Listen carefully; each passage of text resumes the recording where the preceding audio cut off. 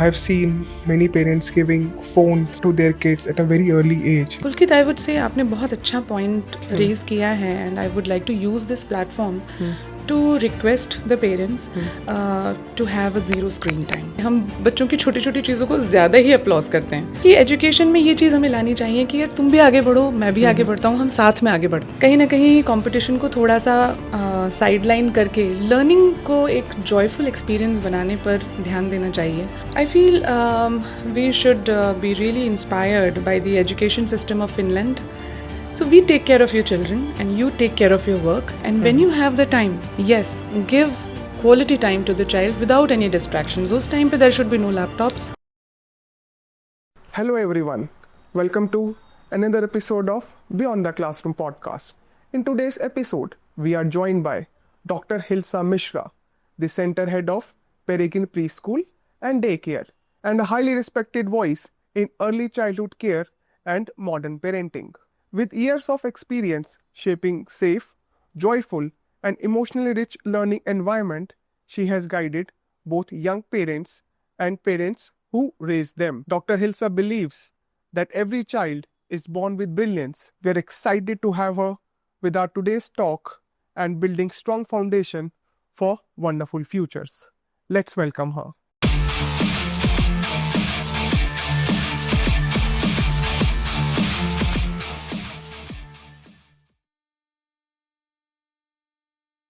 Hello, ma'am. Welcome to Beyond the Classroom podcast. So, I'm very excited for today's discussion because जो हमारा आज का topic है like early childhood education and parenting, this is not that topic जो general mainstream conversations में हो रहा है, and I think this is very important because parents generally बहुत कंफ्यूज होते हैं at times. They don't realise कि हमें कौन सा प्ले स्कूल चूज़ करना चाहिए, किस एज में प्ले स्कूल या प्री स्कूल में अपने बच्चे को भेजना चाहिए, या कौन से ऐसे 2-3 नॉन नेगोशिएबल्स हैं while choosing the play school जो उनको ध्यान रखने चाहिए. So I think this episode will provide so much value and insights to those parents जो बहुत यंग पेरेंट्स हैं, न्यू पेरेंट्स हैं, or they are in that stage of choosing that preschool for their child. I totally agree.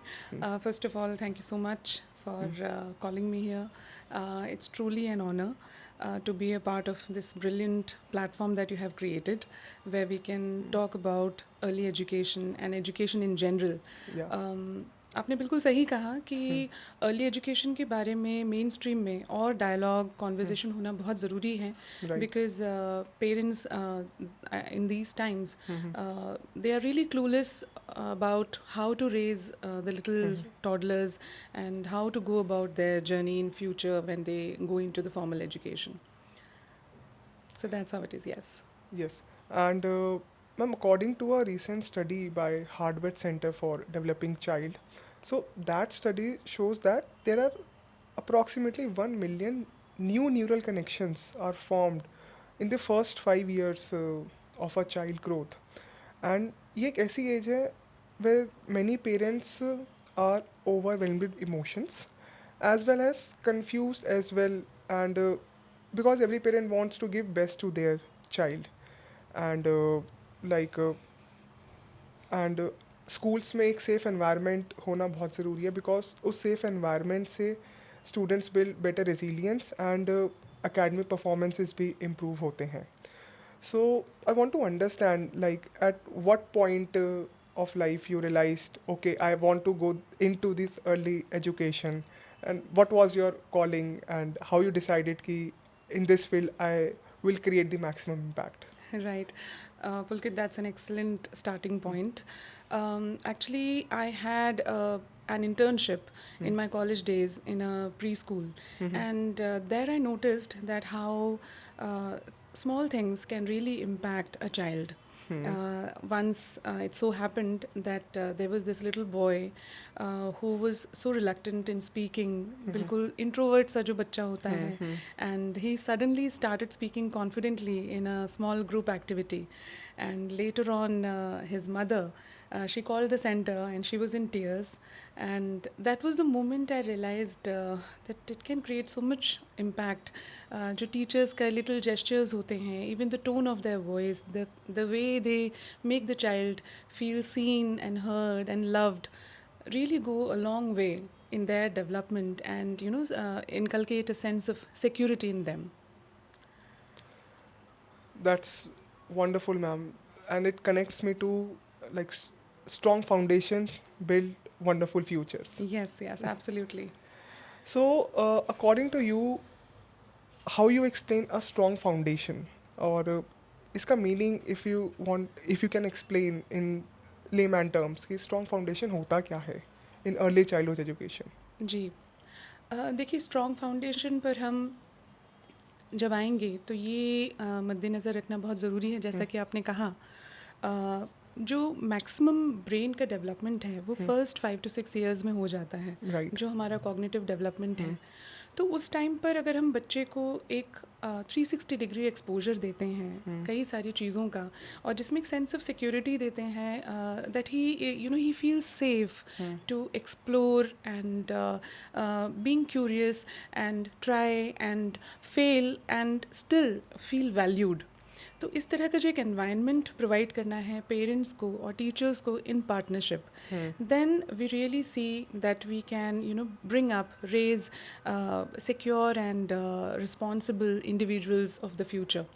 तो जहाँ strong foundation की हम बात करेंगे उसमें सबसे ज़्यादा जो ध्यान देने वाली बात है वो ये नहीं है कि how much the child knows, it's about how they feel. Right. So we really have to make sure that they feel secure, and we don't overemphasize success. We just make them feel that whatever happens we are there for them, and that sense of wonder that needs to be kept alive, because if that is there, मेरे ख्याल से learning तो वैसे भी फिर it's just a matter of play. Absolutely. And ma'am, that brings to me a very important topic. You are managing one of the leading school chains, preschool chains in Delhi NCR. And I'm sure the experience you are bringing to this conversation, you have visited many preschools and daycares as well. And there's a global report by UNESCO 2023 that highlights emotional support and caregiving have a much bigger impact than the school infrastructure. And कई schools का infrastructure बहुत अच्छा होता है. So in your opinion can you give me 2-3 non negotiables elements that a pre school और a day care must have? See, I think it has to be a mix of warmth and vigilance.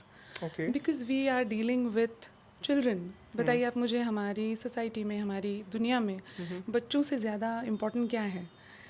They are our future, right? So that needs to be taken care of with utmost importance, and their safety, their security, their sense of well-being has to be at the top of priority. Right. So that's how it is. And I feel that very strong adult child relationship is at the core. जो teachers हैं, they have to make the children feel heard and seen and loved. If the child has that, the fancy building really doesn't matter. मुझे लगता है ये वो industry है जहाँ पे ह्यूमन एलिमेंट की सबसे ज़्यादा कीमत है. Correct. So that's how it is. So Pulkit, coming back to your question, I feel it's not about the fancy building.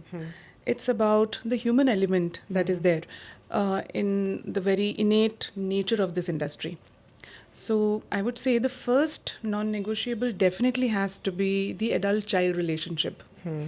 The child needs to be, he must feel seen, heard, and loved. If that is not happening, then I believe we are failing at a very fundamental level. Second non-negotiable would be well-balanced curriculum, which the core of which lies in playway, and we know that children learn best when they are engaged. Right. So that we need to understand. Correct. इसी में इसका वो रहेगा. And third, that we don't focus on over scheduling. जो उनका structure है वो ऐसा होना चाहिए. It should be rhythmic. Children should have a sense of predictability throughout the day. क्या होने वाला है, they must know. And at the same time, we don't, overschedule things. कि बहुत सारी चीज़ें डाल रहे हैं, and the kids really become, it's too stimulating for them. So we need to create the right kind of balance for them, I would say. Okay. So, ma'am, in your experience, some parents overschedule the routine of their child. Like I after agree. coming back from preschool, they put them in some hobby classes. So, हाँ जी. is this right? For according to me, I think जितना हम उनको free time देंगे, जितना हम उनको nature के पास लेके जाएंगे, तो I think that builds more resilience, that builds more intellect in them. So, what's your point? What's your take on this? Exactly. I agree with you on this. It has to be a right mix of stimulation and free play, free time. कई बारी जब हम बिल्कुल खाली बैठे होते हैं या we are just walking, wandering in a beautiful garden, it's not totally, I mean, we are not doing nothing. We are exploring nature, we are seeing the flowers, how they grow, we are in the sun, and it has so much impact on the child's well-being. So I think that today in today's times the parents are a bit over ambitious. If we want to generalize in that way, they want their child to be exposed to a variety of things, which is not bad, but I would say that balance is the key. Be it adults or children, I think balance is the key. Right. And this question is from the parents' perspective. Sometimes students are very sensitive. They don't get engaged into activities very easily. And daily activities में वो part नहीं करते हैं या फिर वो हमेशा backstage ही रहना पसंद करते हैं. So, what role a school play in nurturing that emotional intelligence of a child? See, the children who are tagged as sensitive, the good thing about that is they are, aware of their emotions. So they are already emotionally intelligent, and since they are in the background, they observe more than other children because they are in Right. the background. Correct. Right? And I believe that as personalities, the children evolve with time. It's not that we can tag them as an introvert or an extrovert at a very early stage. तो वो tagging जो है और जो self talk रहता है, जो चीज़ें हम बच्चों को बोलते हैं, तो शब्दों में बहुत ताकत होती है. तो हमें ऐसी चीज़ें बोलनी नहीं चाहिए जो बच्चों को एक तरह का ना लिमिटिंग एक वो दे दे बिलीफ कि यार मैं तो ये हूँ. Because we all are born limitless. Only our thinking and mindset limits us. So let the child be the best version of himself. Let's give him wings, and let's make him free to explore life and the world in general, and be there to catch him or have his back whenever he needs us. So I believe that every child has a different pace. तो जब हम कहते हैं कि एक बच्चा जो background में है तो हमें उसे भी समय देना चाहिए. We should try to include him. At the same time we must respect his pace, because if he doesn't want to be in the forefront, just let him be. If he wants to be a flower in the in a drama, वो केवल अगर flower बन के खुश है तो उसे आप फ्लावर रहने दीजिए. कुछ बच्चे होंगे जो आगे आकर बोलना चाहेंगे तो उन्हें हम बोलने का मौका देंगे.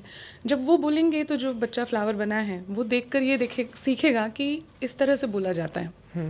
तो I believe that individuality of a child has to be respected at all times. And I think all 5 fingers are not the same. बिल्कुल. Every child has his and own every pace finger of is learning. Beautiful. And हम ये everything भी is नहीं beautiful. कह सकते कि ये बेहतर है. जैसे आई वुड से बीइंग एन एक्सट्रोवर्ट को भी आजकल के समय में बहुत ज़्यादा ओवररेट किया जाता है. That you are good only if you can be a great public speaker. Right. So I think public speaking as a skill is not for every one.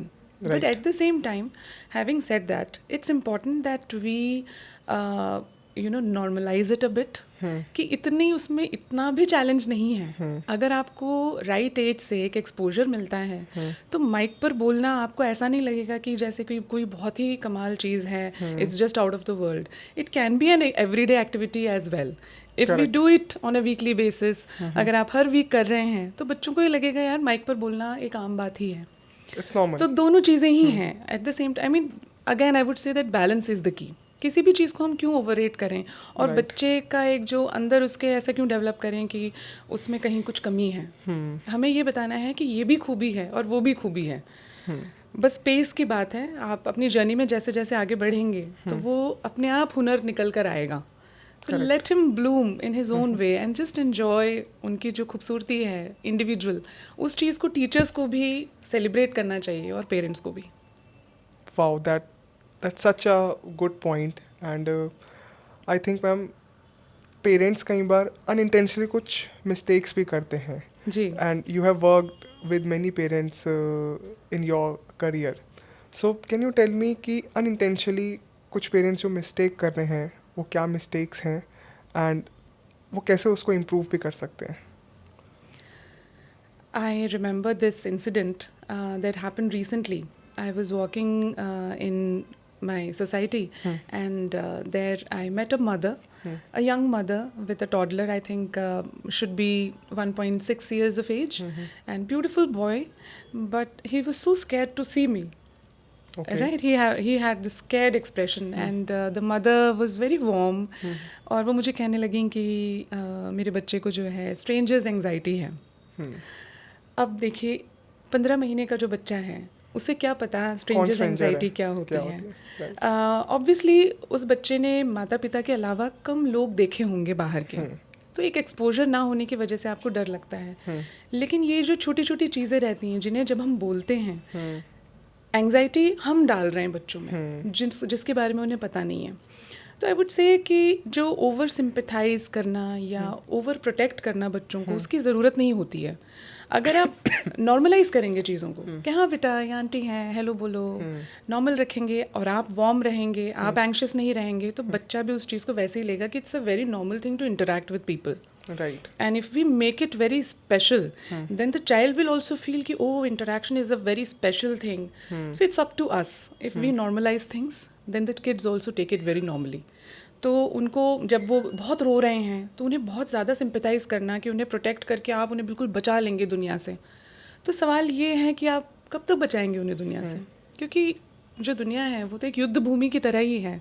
और अगर हमें कल के योद्धा तैयार करने हैं तो हमें उन्हें ये बताना होगा कि it's okay, I mean it's okay to face life and we are there for you, but at the same time normal चीज़ों को नॉर्मल रखें। Right, and that make so much sense कि हमें किसी भी बच्चे को कोई लेबल से टैग नहीं करना चाहिए। बिल्कुल कि आपको सेपरेशन एंजाइटी है या आपको स्ट्रेंजर एंजाइटी है जी। और अगर हम ये करते हैं तो आई थिंक वो उस थॉट के बारे में सोचते हैं कि मेरे को ये कहा जा रहा है तो शायद मेरे अंदर ये वीकनेस है। बिल्कुल That's amazing. And I invited them to our school on the day of Halloween's. Okay. And you won't believe, Halloween में तो जबकि सबका ड्रेसअप कितना स्कैरी होता है, वो बच्चा इतना एंजॉय कर रहा था, that mother had a realization that you know the child actually needs more exposure. So that's how it is. And I think ma'am ये बहुत अच्छी केस स्टडी है जो पेरेंट्स कई बार अनइंटेंशनली कोई चीज़ को लेबल कर देते हैं जी। सो वो एक लॉन्ग टर्म इम्पैक्ट डालता है उनकी ग्रोथ के ऊपर या उनके माइंडसेट के ऊपर। तो आई थिंक पेरेंट्स को लेबल नहीं करना चाहिए एट एनी हाउ। बिल्कुल, मेरी तो रिक्वेस्ट है सभी पेरेंट्स से कि words like introverts, extroverts and anxious and you know awkwardness है, ये सोशली ऑकवर्ड है, हम बड़े आराम से कह देते हैं ये बातें, बच्चे को क्या पता। तो ऐसे में थोड़ा सा अपने शब्दों पे कंट्रोल रखना चाहिए, क्योंकि when you tag you are actually defining their future. Right, so be very what should I say, I mean normal in your approach कि आप ऐसे हर चीज़ को ऐसे लीजिए कि जैसे आप रहेंगे। पहली चीज़ तो ये कि देखिए बच्चे कॉपी कैट होते हैं, अगर पेरेंट्स एज रोल मॉडल्स वो जैसे रहेंगे, बच्चे उनको वैसे ही फॉलो करेंगे. एब्सोल्युटली. तो अगर आप नॉर्मल चीज़ों को नॉर्मली लेंगे कि एन एग्जामिनेशन, अ फेलियर, इन चीज़ों को थोड़ा सा अगर हम नॉर्मली लेना शुरू करेंगे तो बच्चे को भी ये लगेगा कि फेलियर भी कोई ऐसी बहुत बड़ी चीज़ नहीं होती कि जिस पर हम कई दिन हताश होकर बैठ जाएं. अगर हम नॉर्मलाइज कर दें इन चीज़ों को, सक्सेस को भी और फेलियर को भी, तो बिकॉज सी सक्सेस को भी मुझे लगता है बहुत ओवररेट किया जाता है सोसाइटी में. हम बहुत ज़्यादा सेलिब्रेट करते हैं. अगर सभी चीज़ों को हम थोड़ा सा नॉर्मलाइज कर दें, because C if success is celebrated too much तो फेलियर ऑब्वियसली बहुत ज़्यादा बुरा लगेगा. तो दोनों ही चीज़ों को थोड़ा सा कि it's okay, in our journey at times we do well, at times we don't do that well, but the real success lies in the sense of wonder कि आपकी जर्नी में आपको बहुत मज़ा आ रहा है, आपकी लर्निंग में आपको बहुत मज़ा आ रहा है. अगर आप इन चीज़ों पे फोकस करेंगे तो I think as a society we will be a happier society. Right. जी. I've also observed that many parents don't give enough time to their child, and sometimes they feel guilty about it as well. So, can you give one practical tip to all the parents out there? I believe the facility of a daycare is especially to facilitate the working parents. Right. And yes, they might go through a lot of guilt. But I would say guilty होने के बजाय what they should do is they should indulge in some activity with the child, because it's more about quality than quantity. अगर आप बच्चे के साथ 10 minute बिताते हैं without any distractions, the child feels emotionally full. So it can be a bedtime story, or it can be a routine in the park, and if you make it sacred without any distractions, that is what the child needs. And I would also like to add here that you might have seen that many women, they quit their jobs and careers when they have children, obviously because children need involvement and time. I would say that their career definitely takes a beating. जो उन्होंने सारी ज़िंदगी इतनी मेहनत की होती है पढ़ाई में और दूसरी चीज़ों में, जब मदरहुड शुरू होती है तो फिर करियर उनका पूरी तरह से बैक सीट पर चला जाता है. आपने कभी इंदिरा नूई के इंटरव्यूज़ में सुना होगा that the biological clock and the career clock, when you have to rise in your career, they always work in a conflict. दोनों चीज़ों में आप सेम टाइम पे राइज कर सकते होते हैं, और आपको either you have to give up on having children and raising them, और you have to give up on your career. So I would say that people like us, we are empowering the women of today, the career women of today who are mothers. We help them excel in their career, because if we help in the child's development and well-being to the 100%, then the mother can focus on her work with a free mind. उनको सारा time ये चिंता नहीं लगी रहती कि मेरे बच्चे का क्या हो रहा है. और इसमें I would also like to add that we customise the plan according to the mother's need. जो वो चाह रहे हैं, इसमें वन साइज फिट्स ऑल वाली जो फिलॉसफी है वो नहीं चलती. हर बच्चा अलग है, उसकी नीड्स अलग हैं. तो अगर इस चीज़ को समझते हुए हम मदर का ही एक स्यूडो अवतार ले लें और हम बच्चे को वो एनवायरनमेंट प्रोवाइड करें, वो केयर प्रोवाइड करें जो शायद मदर प्रोवाइड करती. So of course we are not trying to replace them, but we are trying to be an extended family, and we work in close partnership with the parents. So the idea is to empower especially the mother so that she can focus on her career, and on weekends or otherwise she can give quality time to the child and not feel guilty at all. इसमें भी हम mothers को counsel करते हैं कि आप please free mind के साथ अपना काम कीजिए, क्योंकि she has taken a tough call to go ahead with the career. Right. So you cannot do justice if you are not 100% into it. अगर आप सारे टाइम संशय रखेंगे मन में तो फिर आप कैसे 100% डिलीवर करेंगे, because the corporate competition is cut throat. अगर आपको वहाँ पे अपने आप को you want to shine, you really have to go all in. So we take care of your children and you take care of your work. And when you have the time, yes, give quality time to the child without any distractions. Those time pe there should be no laptops, no mobile That can be a phones. 10-15 minutes talk, Of that can be course. a dinner, like you're Yes, sitting and having dinner together, bilkul. a walk session, or a Absolutely. story time session at bed. So Bilkul. that's wonderful. Ji.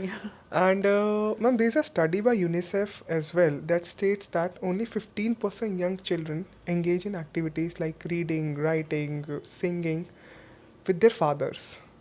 So, what role a father can play to support the early child development? See, I believe that a family has two important pillars. Hmm. While mother is there, who is generally more involved, Hmm. father figure जो हम कहते हैं, Hmm. father is the roof of the entire setup. Hmm. मतलब जब हम किसी मुश्किल की घड़ी में होते हैं, we look up to the father figure, right? So I would say that the mere presence is important, and that completely suffices the child's needs. इसके अलावा if you want to take it further, then of course involvement is the key.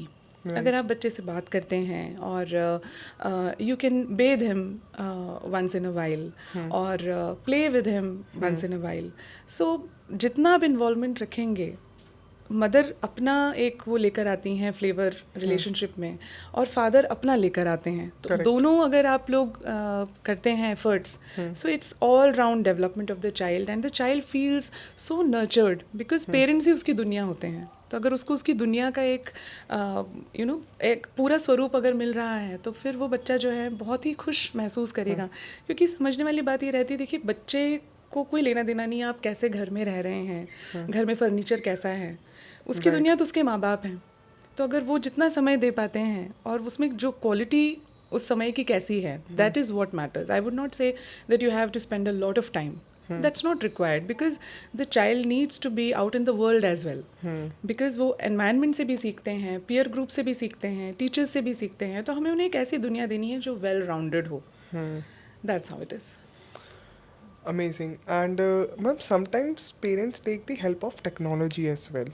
Like I have seen many parents giving phones to their kids at a very early age, like 1-year-old child using phone, 1.5-year-old child using phone, scrolling. So is this right? और parents को इनको कैसे stop करना चाहिए so that जो mind में stimulations होते हैं phone से, light से, so वो ना हो पाए, और what activities they can replace, और screen time होना चाहिए तो कितना screen time is good for them? Pulkit, I would say आपने बहुत अच्छा पॉइंट रेज किया है, and I would like to use this platform to request the parents to have a zero screen time. Okay. Practically ये कितना possible है नहीं है, ये केस टू केस डिपेंड करता है. लेकिन being in this industry for quite some time now, I have seen that it has adverse impact on the children, और बच्चों के जो ब्रेन डेवलपमेंट है उसको ये बहुत बुरी तरह से हैम्पर करता है. तो ऐसे में अगर हम उन्हें ज़ीरो स्क्रीन टाइम रखें तो बेस्ट है. मेरे ख्याल से एडल्ट्स का भी आप देखेंगे कि इंडल्जेंस बहुत है बहुत ज़्यादा बढ़ा है screen स्लीप time टाइम जो है, स्लीप टाइम हम लोगों के बहुत बुरी तरह अफेक्ट हो गए हैं. Compromise कर रहे हैं इन द उसके, एंड हाँ. We want to sleep watching the shorts और something, Right. and which keeps our brain stimulated, and we don't go into that calm zone where we really want to fall asleep. तो adults पे अगर इस चीज़ का इतना बुरा असर है, तो जो छोटे बच्चे हैं उन पर कितना बुरा असर होगा हम इसे इमेजिन भी नहीं कर सकते. तो मैं पेरेंट्स को ब्लेम नहीं करना चाहूँगी, maybe they are unaware कि एक फ़ोन का स्क्रीन क्या ही कर लेगा. तो अवेयरनेस का इशू तो है ही. ऐसे में उनको एंगेज करने के लिए देखिए टाइम किसी को तो देना पड़ता है. अगर बिल्डिंग ब्लॉक्स हैं या ड्राइंग करनी है, at times we need to supervise, and at times we need to engage with the children. Absolutely. So that call we need to take, and it has long term benefits. अगर हम zero screen time करके बच्चों के लिए play के लिए इतने सामान ला दें कि बच्चे उसी में एंगेज रहें, या फिर उन्हें फ्रीक्वेंटली पार्क ले जाएं. दिन में 2 बार उनका आउटडोर प्ले का टाइम होना चाहिए, कि वो काफ़ी देर खेलें और मिट्टी में खेलें, मैले होकर घर आएँ, अच्छा सा बेदिंग उनका रूटीन हो. उसके बाद में इतनी तेज़ भूख लग चुकी होती है तब तक, क्योंकि आप ये भी देखेंगे, I would like to touch upon this point that food एक बहुत बड़ा इशू बन गया है आजकल। मैं देखती हूँ कई सारे बच्चों में Right. That they don't have you know parents have a very tough time feeding the children. Correct. वो उनके पीछे पीछे सारा समय घूम रहे होते हैं। एक मील को फिनिश करने के लिए children take up to 2 hours and 3 hours, और वो पीछे पीछे घूम रहे होते हैं एक एक बाइट के लिए। Then they tend to pocket the food in the mouth, कि जैसे वो एक जगह पर जो है रखकर एक बाइट रख के बैठ गए, अब वो उसको चू ही नहीं कर रहे हैं। So children they don't know how to chew the food. तो इस तरह की मतलब बड़ी वियर्ड वियर्ड प्रॉब्लम्स निकल के आ रही हैं। मुझे लगता है इसका भी स्क्रीन टाइम से एक बहुत बड़ा रीज़न वो है direct linkage, Indication. Because their mind is engaged and distracted in something else. So they're not focusing on food, they're just looking the screen and scrolling and doing other activities. Yes. So that is also very very bad trend that is happening these days. और उस वजह से बच्चे food का texture उसको उसमें indulge नहीं हो पाते हैं। तो that's why they have a you know a very difficult relationship with food. उनको वो भी एक काम सा लग रहा होता है। तो I try to you know guide the parents कि let the children play a lot. अगर वो एक्टिव रहेंगे तो there are very high chances that they will be you know very hungry after the play. तो वो अच्छे से खाएंगे और वो एक ही बार में खा लेंगे। With in 15 to 20 minutes they'll finish their food, half an hour maximum. And after that they will have a very good sleep quality also, because they are tired, they had a good day. So that's should be you know the structure of a child's day, कि इस तरीके से होना चाहिए। बहुत सारा outdoor play और food after you know intervals of 3 to 4 hours। ऐसा नहीं कि आप पूरा दिन ही उन्हें खिला रहे हैं उनके पीछे दौड़कर, क्योंकि बच्चे का जो स्टमक है वो बहुत ही छोटा होता है, बहुत छोटे साइज़ का होता है। तो हम चाह रहे हैं कि वो एक आलू पराठा भी पूरा खा लें, फिर आलमंड्स भी खूब सारे खा लें, फिर फ्रूट भी कुछ है एक साथ ही। पेरेंट्स वांट मतलब उन्हें ऐसी फील आती है कि बच्चा शायद हंग्री होगा, लेकिन बच्चा हंग्री है नहीं। And let the child feel a little hunger, क्योंकि तभी वो वैल्यू करेगा जो उसको खाना मिल रहा है। Let the child say that I am hungry, I would से। I think, ma'am, this is a very good tip that you have shared. Parents को एक तो ज़ीरो स्क्रीन टाइम पे जाना चाहिए, and they should take the children to park. Small games आप उनके साथ खेल सकते हैं, या घर पे ही अगर आपके पास पार्क जाने का टाइम नहीं है तो you can play with them at their home. तो I think this a good tip to all the parents who is watching this episode. And ma'am I think अगर स्क्रीन टाइम ज़्यादा होता है तो उनका आउटडोर प्ले टाइम जो तो वो भी श्रिंक हो रहा है, रिड्यूस हो रहा है, and they are not observing the nature, they are not seeing how birds are flying, how things are moving. So I think this is a very great tip that zero screen time should be there at least by the age of 4 or 5. बिल्कुल। Amazing, ma'am. So now we are moving to a next segment in the podcast, that is rapid fire. All right. So I'll be asking you questions and you have to like answer them very quickly. Okay. So first question, what's the best age of a child to start schooling? 2, I would say. 2. Okay. Your go-to trick to a crying toddler?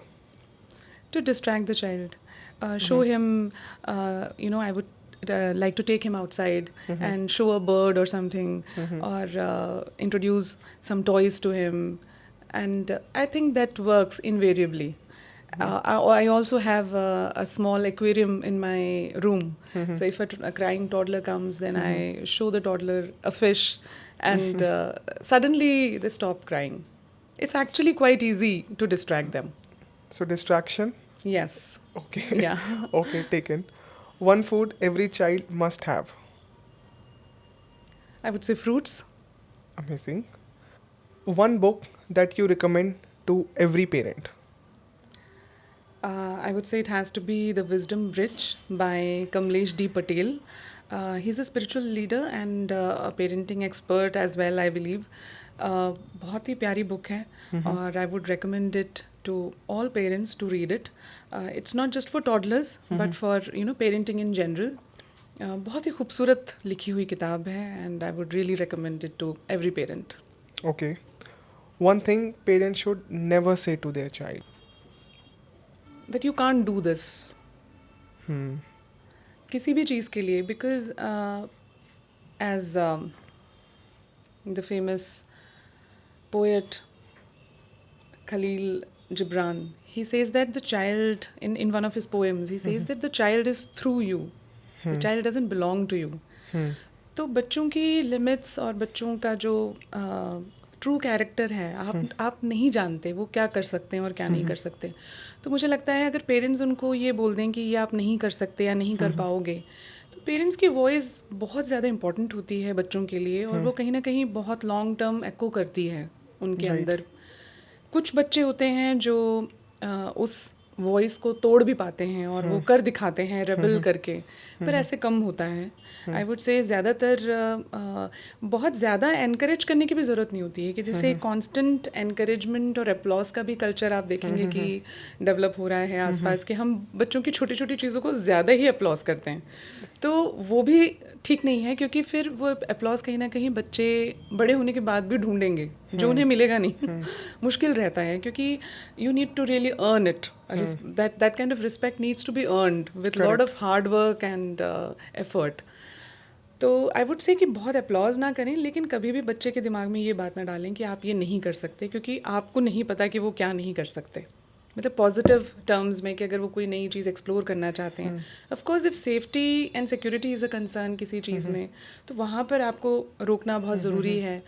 और बच्चों को गिरने देना भी ज़रूरी है कि वो चोट खा के भी सीखें कि क्या चीज़ करने से क्या हो जाता है. जो एक कॉज एंड इफेक्ट है, वो तो मुझे लगता है लाइफ का अपना ही वो रहता है, because life itself is such a great teacher that we need to learn things on our own as well. Correct. One thing you want to change in the education system? I feel we should be really inspired by the education system of Finland. एक coincidence ही है कि Finland has been ranked for the 8th time as the happiest country. Yes. वहाँ का happiness index सबसे ज़्यादा है. And at the same time जो वहाँ की अर्ली एजुकेशन है वो भी इट्स ऑल्सो रैंक्ड नंबर 1. तो ऐसे में मुझे ऐसा लगता है कि इन दोनों चीज़ों में कोई रिलेशन है. या there is some kind of a parallel that can be drawn. And emotional wellbeing and a feeling of security has been inculcated from a very early age.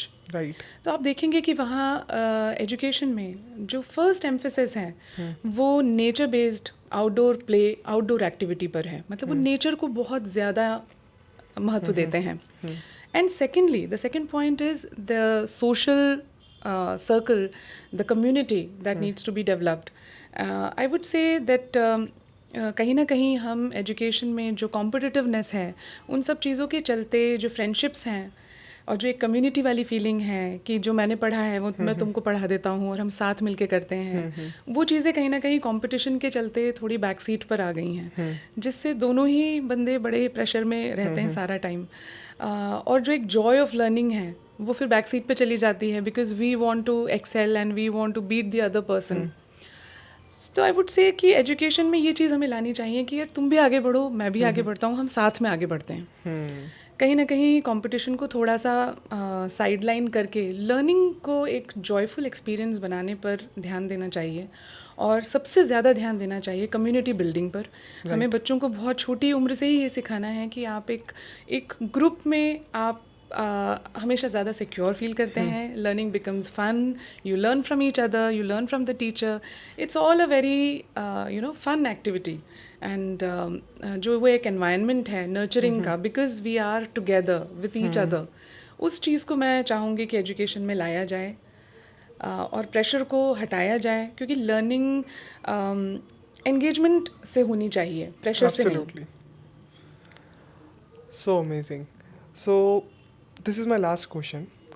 So one tip that you want to give to every parent, every educator, might be an early educator or like a preschool, secondary, senior secondary educator. So that one tip that you want to share, whosoever is watching this episode. Pulkit, I would say that it has to be grounded. That tip has to be grounded in Reggio Emilia approach, which is a very old school approach. It was found somewhere during the World War II, जिसमें जो child का अपना intellect है उसको बहुत ज़्यादा emphasis दिया गया. मतलब बच्चे को शुरू से ही बहुत ही इंटेलिजेंट समझना, और उसको कॉन्स्टेंटली फीड ना करना, कॉन्स्टेंटली गाइड ना करना, ये देखना कि वो उसकी अपनी खुद की एक्सप्लोर करने की जो एक क्यूरियोसिटी है वो कैसी है, उस चीज़ को मौका देना कि let him explore. I would say that that would be my tip to the parent, to the teachers and all educators, that every child has an innate intelligence, and let's give food for that particular thing to flourish and nourish. हम उस चीज़ को रोक ना लगाएं. हम rote learning के ज़रिए, हम सारा टाइम वर्कशीट्स के ज़रिए केवल उन्हीं चीज़ों में खोकर ना रह जाएं. सो एनवायरनमेंट ऐसा रखें कि बच्चा जो है वो एक्सप्लोर करना चाहे चीज़ें. एक इंस्पायर्ड लर्निंग का एनवायरनमेंट होना चाहिए, एक सेंस ऑफ वंडर होना चाहिए, और कभी भी एजुकेशन में किसी तरह का प्रेशर नहीं होना चाहिए. It has to be always a joyful experience. तो देखिए ना, फिर हैप्पीनेस तो ऑटोमेटिकली अचीव हो जाएगी, क्योंकि हम बहुत अर्ली ऑन एक प्रेशर का एनवायरनमेंट क्रिएट करते हैं कि बच्चे वहाँ भी कम्पीट कर रहे होते हैं, फिर कॉर्पोरेट में जाके भी कम्पीट कर रहे होते हैं, और पूरी लाइफ जो है वो आपकी रेस में ही निकल जाती है. जबकि हम एक दूसरे के ब्रदरहुड में भी रह सकते हैं, एक दूसरे की हेल्प कर सकते हैं, एक दूसरे से सीख सकते हैं और साथ में आगे बढ़ सकते हैं.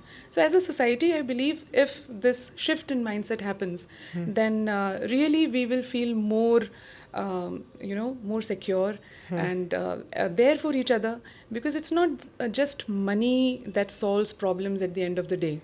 आप जब एक हॉस्पिटल में खड़े होते हैं और आपका एक पड़ोसी अगर आपके साथ आके खड़ा हो जाता है जिससे आपने ज़्यादा बात नहीं की, तो उस टाइम पर जो एक सेंस ऑफ स्ट्रेंथ जो आपको स्ट्रेंथ मिलती है कि this guy he was almost a stranger to you, लेकिन एक नोन फेस है और वो आपके साथ आके खड़ा हो गया एक मोमेंट ऑफ नीड में, when your family is away, family पहुंच नहीं पा रही है आपके पास, तो आपको कितना अच्छा लगता है उस वक्त. तो ऐसी रिलेशनशिप्स को नर्चर करना आज के समय में बहुत ज़रूरी है, क्योंकि न्यूक्लियर फैमिलीज़ हैं और जो बच्चे हैं हम उन्हें अभी से सिखा सकते हैं the importance of friendship, the importance of giving credit to the other person, learning from the other person, helping the other person. I think that is the foundation of a human life.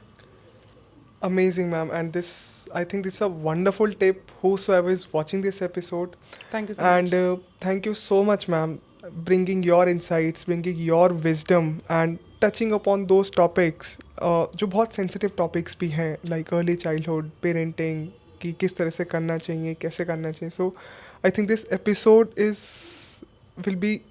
episode will provide so much value to the young parents or whosoever is watching this episode. So thank you so much, ma'am, for coming and sharing your insights. Thank you for having me. It was absolute pleasure.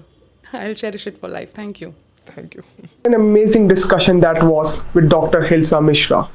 If you really like this episode, then subscribe to our channel so that you never miss an update. And if you really like this video, then share this video with your friends. Let's meet in another episode of Beyond the Classroom podcast. Thank you so much for watching.